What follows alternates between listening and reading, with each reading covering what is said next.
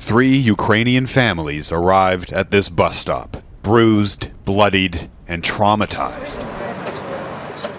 Their youngest, this 1-month-old baby, born the same day that Russia invaded. It's terrible, she says. We left everything behind, our city, other family members, our heart. They are the lucky ones, arriving here to the relative safety of Lviv, near the Polish border, after escaping Mariupol. They recorded these images of what's left of their home. My sons are still there, she says. There was nothing left but scorched earth, just hell that burns again and again.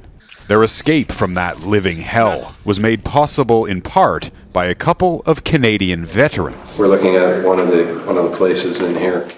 Kynan Walper and Dave Lavery served in Afghanistan, and until recently they were working to help their former Afghan interpreters to escape the Taliban-controlled country. But when Russia invaded Ukraine, the veterans turned their gaze to Europe. And we said we're coming out here right away to see what we can do. They've set up shop on the Polish side of the Ukrainian border, sending aid in and getting people out. She lives close to, including these 2 women who previously worked as interpreters for the Canadian forces in Ukraine.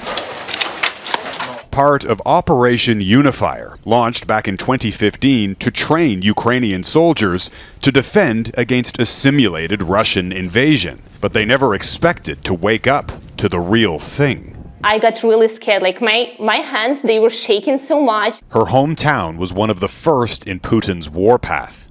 With Russian jets flying overhead and bombs falling all around, she knew she had to leave. The hardest part was to get out of Sumy.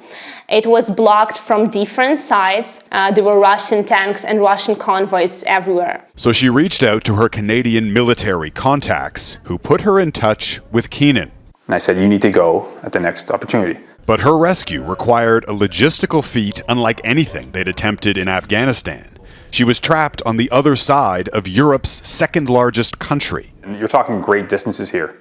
We're talking, 800 kilometers each way, and obviously the risk is huge. Using contacts inside Ukraine, Kynan's team coordinated a cross-country journey that involved vehicles, trains, and multiple bomb shelters along the way, all while avoiding airstrikes, shelling, and fighting. After a several-day trek, she finally arrived in Poland and is now working with the team to rescue more former interpreters and other families still trapped. Dave Lavery says they're just getting started. We'll do as much as we can, as long as we can. We're here for the long haul. One of the main differences between their rescues here and in Afghanistan is this.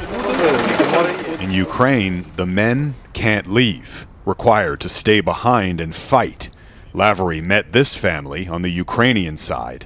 The young father said goodbye to his wife and baby, and Lavery promised to look after them. Somebody's entrusting you with their precious. When you hand somebody your family like that, yeah, it's gut-wrenching. Even for hardened veterans, the horrors of this war can be too much to take. Jeff Semple, Global News, Lviv.